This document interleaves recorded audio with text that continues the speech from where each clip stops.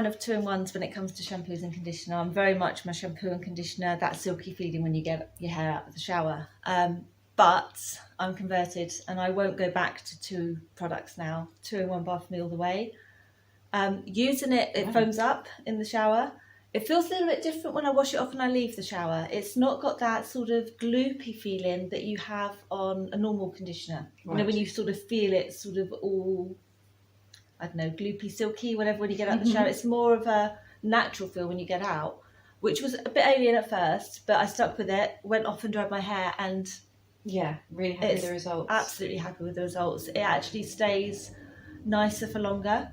I accidentally ended up using a normal shampoo and conditioner about a week ago, and my hair had gone limp and horrible by mid-afternoon. So you've literally just been using that for the last 8 months, pretty much? Good. Pretty much all the time. Bought them from me since, so that's really good to hear, because I'm also not a 2-in-1 fan. I think a lot of women aren't. It's that taking that step, but actually we've done so much work to bring in the shampoo and conditioner separately, combine those ingredients to give you that really nice feel, and you know, it's really nice to hear that it works. And it's quicker. I know that sounds crazy, water, saving me time and money, because you've got one rather than 2. Exactly.